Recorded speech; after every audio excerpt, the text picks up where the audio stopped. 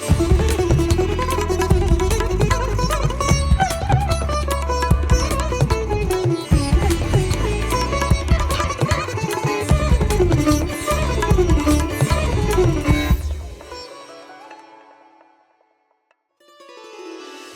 श्री साई राम।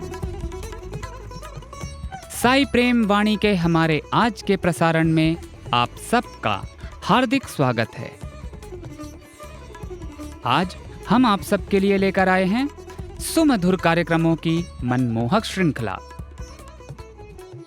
आज के प्रसारण में आप अवतार वाणी के अंतर्गत श्री भगवान द्वारा दिए गए एक दिव्य संदेश का एक भाग एवं आदर्श जीवन आनंद उपवन कार्यक्रम में एक मधुर कथा वृत्तांत सुनेंगे। तो चलिए कार्यक्रम का शुभारंभ करते हैं।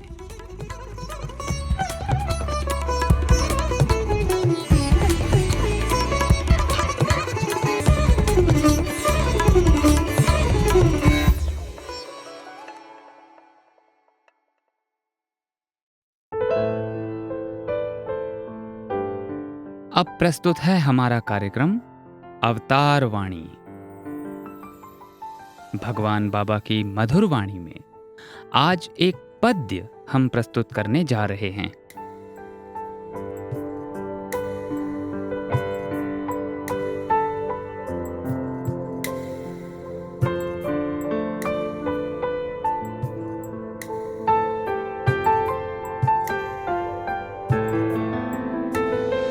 ప్రేమ స్వరూపులారా,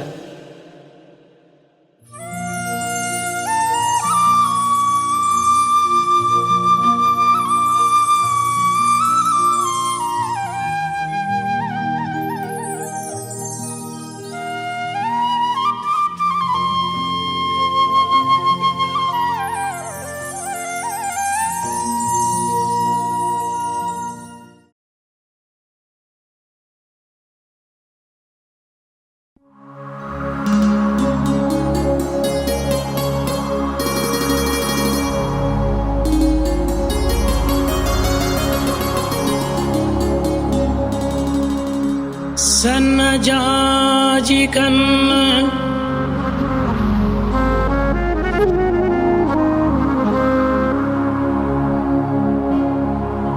సన్నజాజి కన్న సంపంగిలత కన్న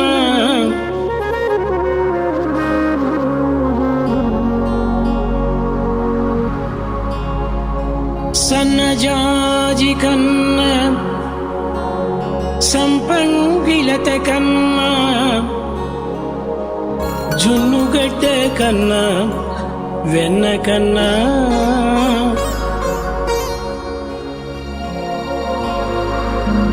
నెమలి కన్ను కన్నా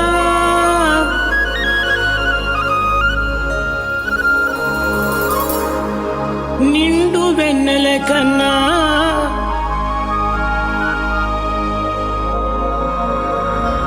నెమలి కన్ను కన్నా నిండు వెన్నెల కన్నా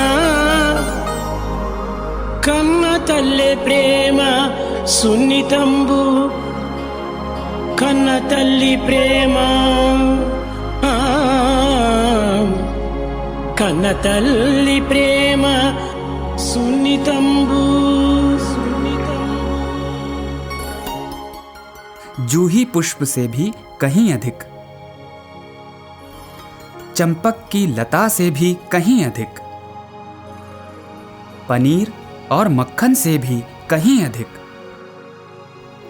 मयूर पंख से भी कहीं अधिक, चंद्रमा की शीतल किरणों से भी कहीं अधिक, कहीं अधिक कोमल होता है जन्मदात्री माँ का प्रेम। కన్న తల్లి ప్రేమ సున్నితంబు।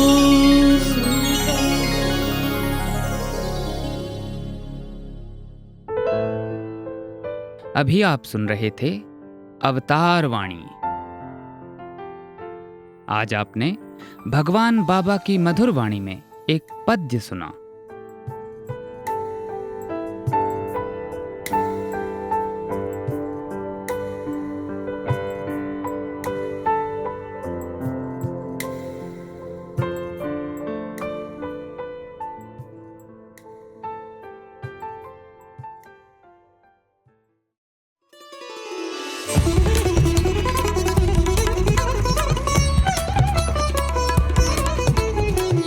साई प्रेम वाणी, भगवान श्री सत्य साई बाबा का दिव्य संदेश, अब हिंदी में।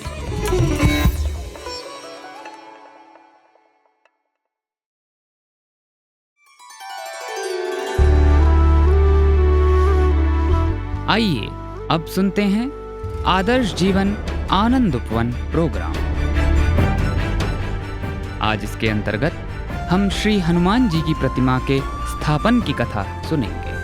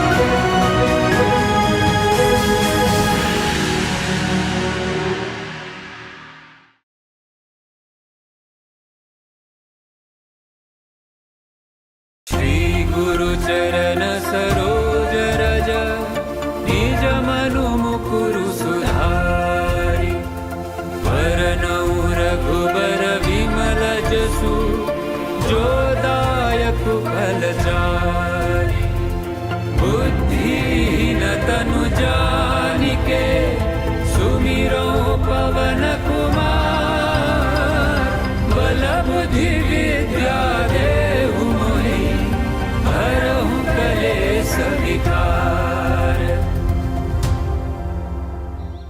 साई राम प्रशांति गाथा के इस धारावाहिक में प्रस्तुत है 65 फुट ऊंची हनुमान जी की भव्य प्रतिमा की कहानी। हनुमान जी की ये मूर्ति कई संदेश देती है, जैसे भक्तों में मौजूद असीमित शक्ति का संदेश, उत्साह और उमंग से भरी हुई भक्ति का संदेश, भगवान के प्रति सेवा और समर्पण के मार्ग से पाई गई अजर अमर मुक्ति का संदेश। हनुमान जी की 65 फुट ऊंची ये मूर्ति हमें यह भी संदेश देती है कि केवल और केवल भगवान के कार्य में सर झुकाकर अगर हम गहराई से जुड़ जाएं, तो कितनी ऊंचाई तक जा सकते हैं।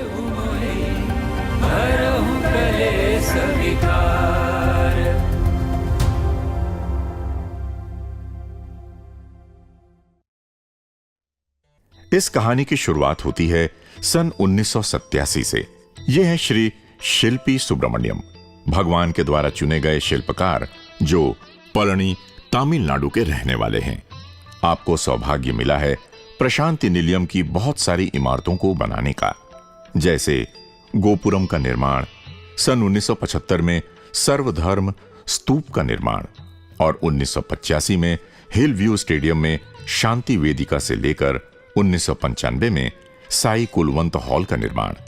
सन 1987 में एक दिन सुबह सवेरे जब Shri Subramaniam hill view stadium में स्थापित इन बहुत सारी मूर्तियों पर काम कर रहे थे, तो एकाएक भगवान बाबा कार से वहां आए और स्वामी ने उन्हें अपने पास बुलाया। फिर स्वामी ने इस पहाड़ की ओर इशारा करते हुए कहा कि इस पहाड़ी के शिखर पर हनुमान जी की एक मूर्ति बनाओ। हनुमान जी तो तुम्हारे मित्र हैं। श्री शिल्पी ने फौरन पूछा कि स्वामी कब से काम शुरू करूं? स्वामी ने उत्तर दिया, तुरंत, कल ही भूमि पूजन करो। अगली सुबह श्री शिल्पी पहाड़ के शिखर पर गए और उन्होंने भगवान के निर्देशानुसार वहां भूमि पूजन किया। लेकिन श्री शिल्पी थोड़े असमंजस में थे, क्योंकि वे उम्मीद कर रहे थे कि स्वामी इस समय वहां आएंगे और उन्हें बिल्कुल सटीक स्थान बताएंगे। इसलिए वे शाम को स्वामी के दर्शन के लिए गए और उन्होंने स्वामी से एक बार पुनः उस स्थान पर आने के लिए प्रार्थना की। स्वामी ने उत्तर दिया, इंतजार करो, मैं आऊंगा। इस बीच श्री शिल्पी हिल व्यू स्टेडियम में भगवान शिव, कृष्ण, जीसस, जौहराष्ट्र की मूर्तियों को अंतिम रूप देने में व्यस्त हो गए। अगले 2 वर्षों तक उन्हें भगवान से कोई निर्देश नहीं मिले।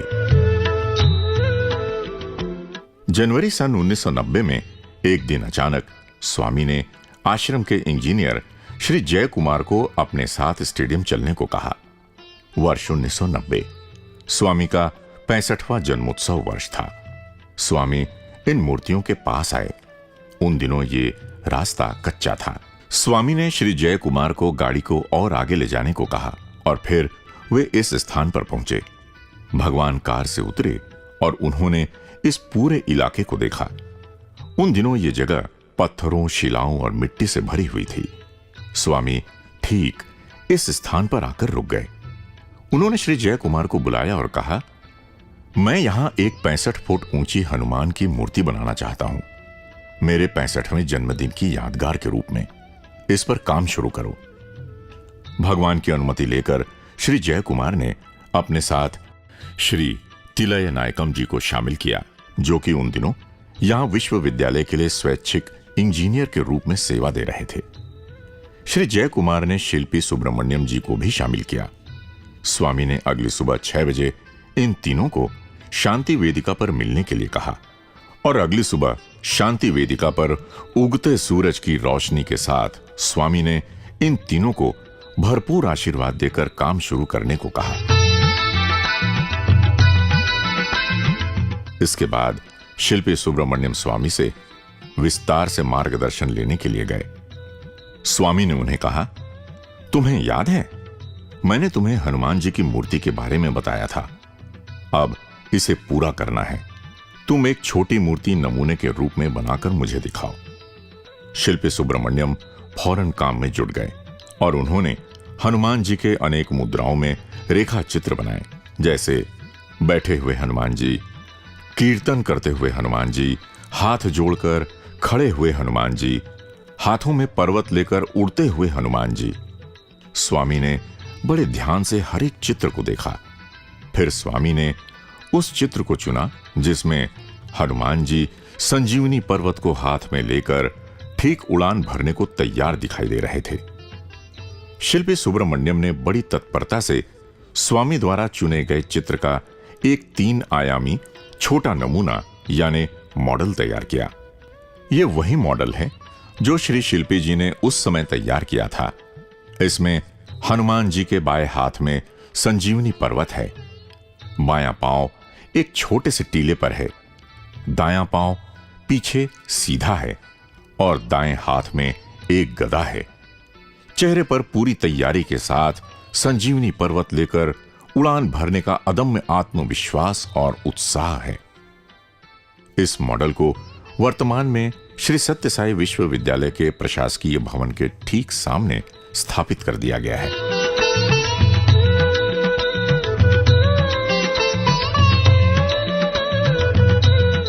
जब श्री तिलय नायकम ने गणना करके देखा तो पाया कि इस मूर्ति का वजन सैकड़ों टन होने वाला था। उन्हें लगा कि इतने विशाल ढांचे को खड़ा करना बेहद कठिन होगा। ये सोचकर वे स्वामी के पास 2 प्रार्थनाएं लेकर गए। उन्होंने पूछा कि स्वामी, क्या हम इस मूर्ति की ऊंचाई 65 फुट से कम कर सकते हैं? स्वामी ने फौरन उत्तर दिया, यह मूर्ति मेरे 65वें जन्मदिन की यादगार है, इसलिए ऊंचाई 65 फुट ही रहेगी। तब उन्होंने दूसरी प्रार्थना की कि स्वामी, क्या हम इस मूर्ति को भीतर से ठोस न रखकर खोखला रख सकते हैं, जिससे मूर्ति का वजन कम हो सके? स्वामी ने इस प्रस्ताव को भी सीधे खारिज कर दिया। स्वामी ने कहा कि यह मूर्ति हजारों साल तक मौजूद रहेगी। यह किसी चट्टान की तरह ठोस और मजबूत होना चाहिए, जरा भी खोखली नहीं और न ही जरा भी कमजोर। मन ही मन श्री तिलय नायकम इस मूर्ति पर आने वाले बहुत ज्यादा खर्च को लेकर भी चिंतित थे, लेकिन उनके पूछने के पहले ही स्वामी ने कहा कि खर्च की चिंता मत करो, केवल यह सोचो कि इस मूर्ति को कैसे बेहद मजबूत बनाया जाए। श्री तिलय नायकम जी ने कागजों पर इस विशाल ढांचे के सूक्ष्म विवरणों पर काम करना शुरू कर दिया। जब जब उनके मन में इस ढांचे को लेकर कोई कठिनाई आती तो वे प्रार्थना कक्ष में जाकर स्वामी की कुर्सी के सामने घुटनों के बल बैठकर प्रार्थना करते और उन्हें हल सूझ जाता था। कुछ ही हफ्तों में श्री तिलय नायकम ने अपनी पूरी योजना तैयार कर ली। इस मूर्ति को स्टील के मजबूत ढांचे में सीमेंट ढालकर खड़ा करना था। स्टील का ढांचा शरीर की हड्डियों के समान था और उस पर सीमेंट के माध्यम से शरीर की मांसपेशियों का निर्माण होना था।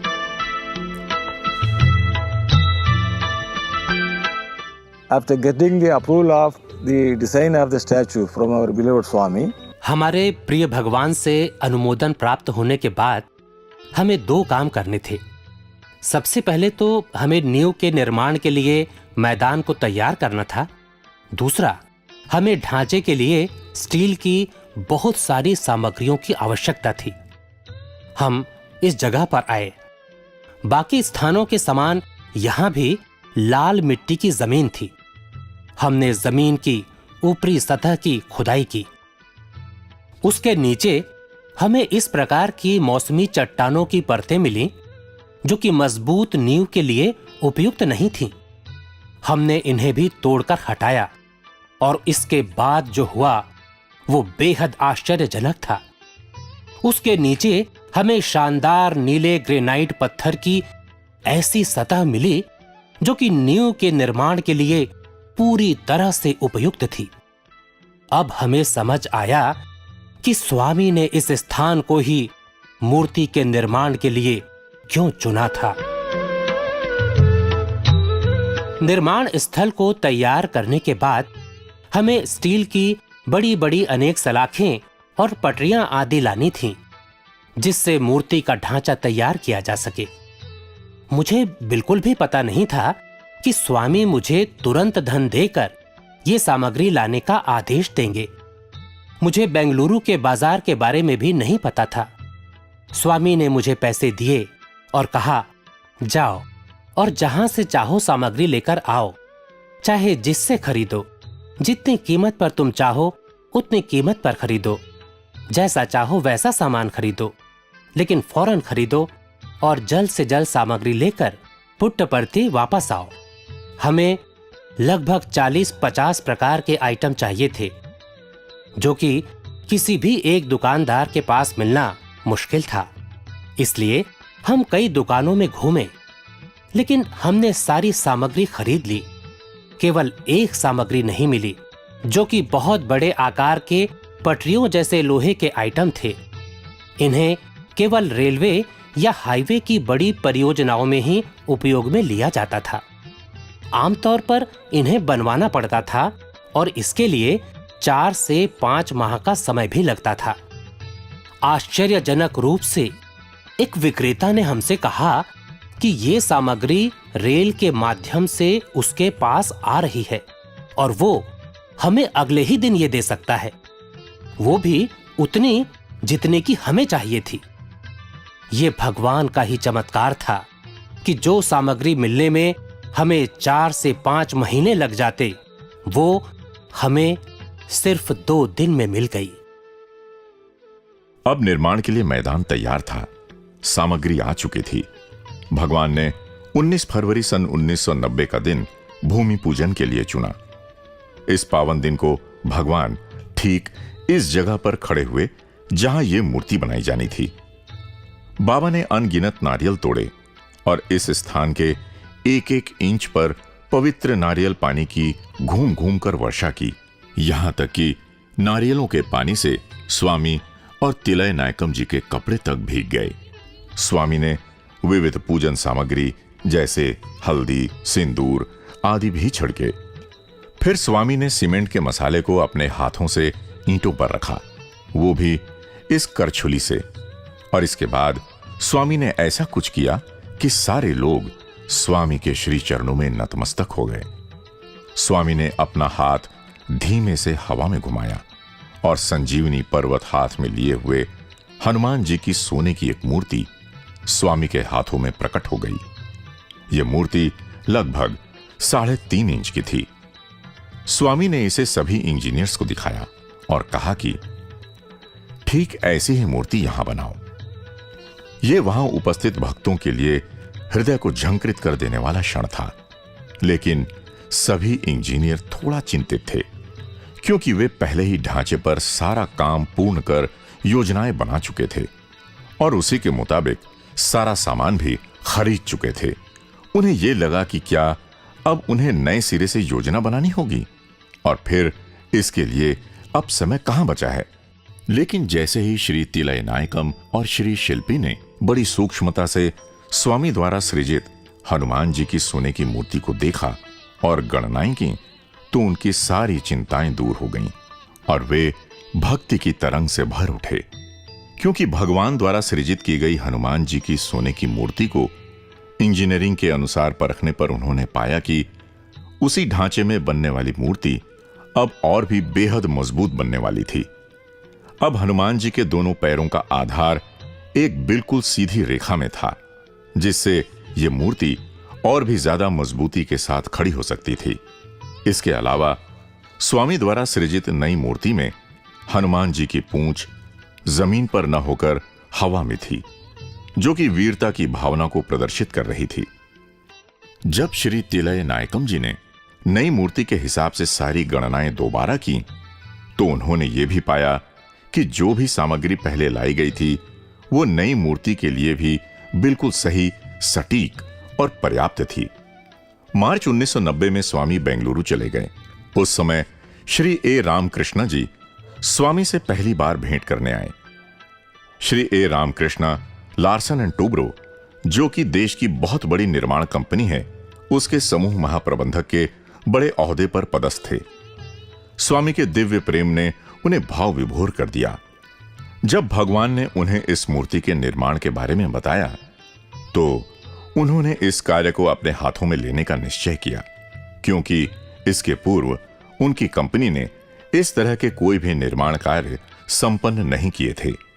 श्री ए रामकृष्ण जी बताते हैं कि हमने जब इस कार्य को संपन्न किया तो ये पाया कि संजीवनी पर्वत हाथ में लिए हुए हनुमान जी की मूर्ति का भीतरी ढांचा ठीक वैसा ही था जैसा कि मनुष्य की हड्डियों का होता है। वे कहते हैं कि तब उन्हें पता चला कि वास्तव में भगवान ने दुनिया में हर तरह के सारे ढांचे बना दिए हैं। हम तो एक इंजीनियर के तौर पर केवल भगवान की रचना की प्रतिलिपि ही बनाते हैं। श्री रामकृष्ण जी इसमें पूरी तरह से जुट गए। उन्होंने श्री तिलय नायकम द्वारा बनाई गई ड्राइंग को भली भांति जांचा। स्वामी के निर्देश पर श्री तिलय नायकम L&T कंपनी के चेन्नई स्थित ऑफिस पहुंचे और वहां उन्होंने कागजों पर संरचना को अंतिम रूप दिया। इस दौरान भी उन्हें अनेकों बार स्वामी के दिव्य मार्गदर्शन और अनुग्रह का एहसास हुआ। I went to the central designs office of Larsen Toubro at Chennai to prepare. मैं कागजों पर संपूर्ण निर्माण की अंतिम रूपरेखा तैयार करने के लिए L&T कंपनी के चेन्नई ऑफिस गया। मेरे साथ जो सहायक काम कर रहा था, उसे अचानक किसी दूसरी परियोजना में बेहद जरूरी काम से जाना पड़ा। मैंने एक दिन इंतजार किया और उसके बाद एक सहायक देने के लिए पुनः अनुरोध किया। उसके बदले में जो नया सहायक मुझे प्राप्त हुआ वो स्टील के ढांचे का विशेषज्ञ था, जबकि पहले वाला सहायक सीमेंट के ढांचे का विशेषज्ञ था। ये मेरे लिए बेहद आश्चर्य की बात थी, क्योंकि यही तो मुझे चाहिए था। हमारा काम 20 दिन के बजाय लगभग 10 दिनों में ही खत्म हो गया। जैसे ही सारा कागजी काम खत्म हुआ, श्री तिलय नायकम और L&T कंपनी की पूरी टीम पुट्टपर्ती पहुंच गई। अब स्टील के ढांचे का काम आरंभ करना था। इस काम को सरल बनाने के लिए श्री शिल्पी सुब्रमण्यम ने मूर्ति के वास्तविक आकार का एक रेखा चित्र इस स्थान पर तैयार करवाया, जहां पहले बास्केटबॉल का मैदान हुआ करता था। श्री शिल्पी सुब्रमण्यम ने रेखा चित्र के माध्यम से ही 65 फुट ऊंचे हनुमान जी की आकृति बनवाई थी, जिससे उस पर रखकर स्टील की सलाखें, बड़ी बड़ी पटरियां और उनके जोड़ सटीक नाप में काटे जा सकें। स्टील के ढांचों को काटने के बाद उन्हें इस स्थान पर निर्माण के लिए लाया गया। तब तक जून सन 1990 आ चुका था और भगवान पुट्टपर्ती वापस आ चुके थे। अब स्वामी ने लगभग रोजाना इस निर्माण स्थल पर आना प्रारंभ कर दिया।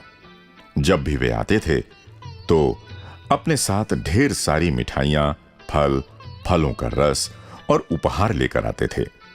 निर्माण स्थल पर उनका आगमन यहाँ के सारे काम करने वालों को उत्साह और ऊर्जा से भर देता था और काम बेहद तेज गति से आगे बढ़ने लगता था।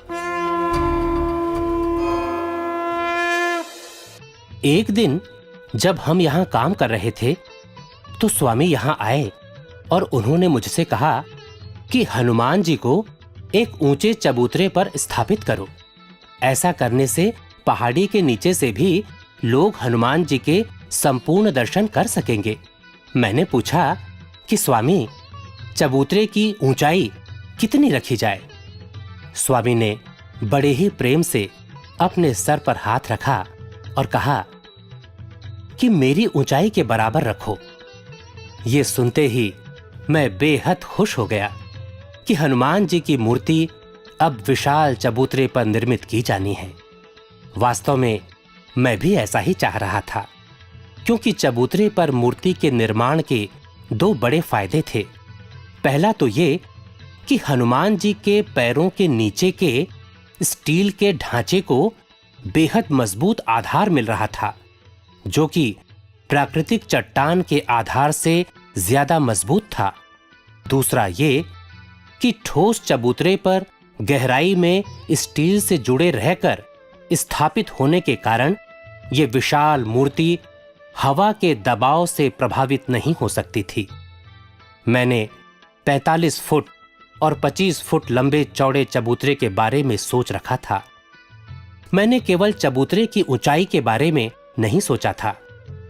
इंजीनियरिंग के अनुपात में जब मैंने गणना की तो पाया कि चबूतरे की ऊंचाई लगभग 5 फुट 4 इंच होना चाहिए, जो कि ठीक स्वामी की ऊंचाई के बराबर थी। स्वामी के प्रत्येक कार्य में कई चमत्कार छुपे होते हैं और उनके अनुग्रह के कारण ही ये सब कुछ संभव हो सका। हम समय, धन और ऊर्जा की बचत कर सके। अगर हम गौर करें तो ये पाते हैं कि इस मूर्ति के माध्यम से भगवान हमें ये संदेश दे रहे हैं कि सच्चे भक्तों का स्थान भगवान की निगाहों में भगवान से भी ऊपर है। भगवान स्वयं इस स्थान पर कृष्ण जी, शिव जी, जीसस क्राइस्ट, गौतम बुद्ध और जोहराष्ट्र की मूर्ति के रूप में विद्यमान हैं, लेकिन उन्होंने इससे भी ऊपर हनुमान जी की मूर्ति बनवाई। भगवान परम प्रेम के साथ ये संदेश दे रहे हैं कि यदि तुम स्वयं को मुझे समर्पित कर दो तो मैं तुम्हें अपने से भी उच्च स्थान प्रदान करूंगा। ऐसे अनेक अवसर आए जब भगवान के रक्षा कवच और चमत्कारों ने सुरक्षा प्रदान की। एक दिन बना हुआ सहारे का ढांचा अपने स्थान से कुछ हिल गया, लेकिन वो नीचे नहीं गिरा। जब शिल्पी सुब्रमण्यम इसके बारे में आभार प्रकट करने के लिए स्वामी के पास गए तो स्वामी ने कहा कि हनुमान स्वयं इसे संभाले हुए हैं, चिंता मत करो, बस काम जारी रखो।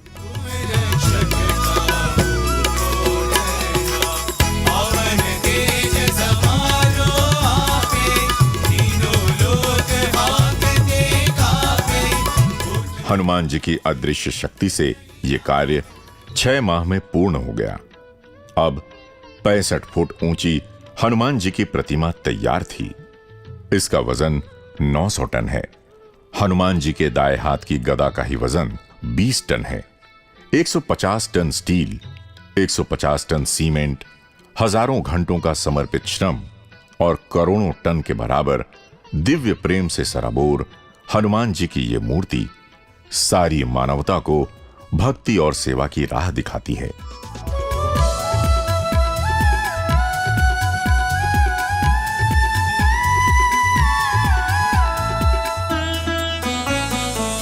जैसा कि भगवान का संकल्प था, 23 नवंबर सन 1990 को भगवान के 65वें जन्म दिवस के दिन भगवान ने इस पावन मूर्ति को मानवता को उपहार स्वरूप दिया।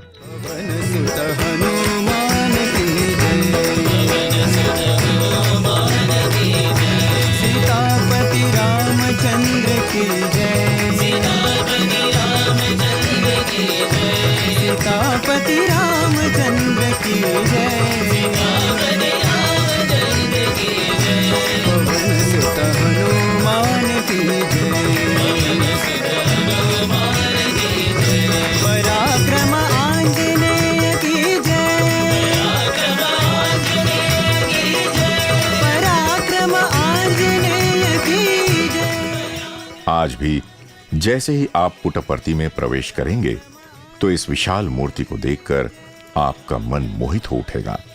इस मूर्ति की स्थापना करवाकर भगवान ने हमें यह संदेश दिया है कि अगर आप भगवान का दिल जीतना चाहते हैं तो पूरे समर्पण और भक्ति के साथ भगवान का काम करने के लिए सदैव तत्पर रहिए। यही तो हनुमान जी ने किया था और ऐसा ही हम सबको करना है। दिल में राम, हाथ में काम। जय हनुमान, जय साई राम। राम लखन सीता सहित हृदय बसहु सुरभूप। सियावर रामचंद्र की जय। पवन सुत हनुमान की जय।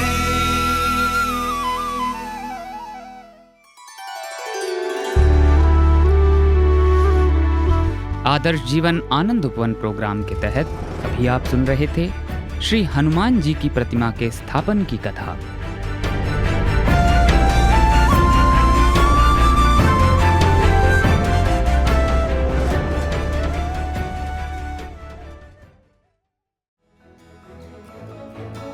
इसी के साथ हमारे साईं प्रेम वाणी कार्यक्रम का समापन होता है। उम्मीद है हमारा आज का कार्यक्रम आपको पसंद आया होगा। आपके सुझावों को हम तक व्हाट्सएप द्वारा जरूर भेजें। हमारा व्हाट्सएप नंबर है 9393 258 258 93 93 258 258। हिंदी भाषा में हमारी ये सभी प्रस्तुतियां YouTube पर भी उपलब्ध हैं। इन्हें वहां देखने सुनने के लिए हमारे YouTube चैनल को सब्सक्राइब करें और कमेंट बॉक्स में अपने सुझाव देना ना भूलें। हे साईं, तुमसे नजदीकियां तो कठिनाइयों में ही दिखती हैं, बाकी वक्त तो हम खुद को शहंशाह समझते हैं। स्वामी, हमारे दिलों को विनम्रता से भरकर हमारे शीश आपके चरणों में सदैव झुके रहें। इसी प्रार्थना के साथ हम आप सबसे विदा लेते हैं। धन्यवाद। जय साई राम।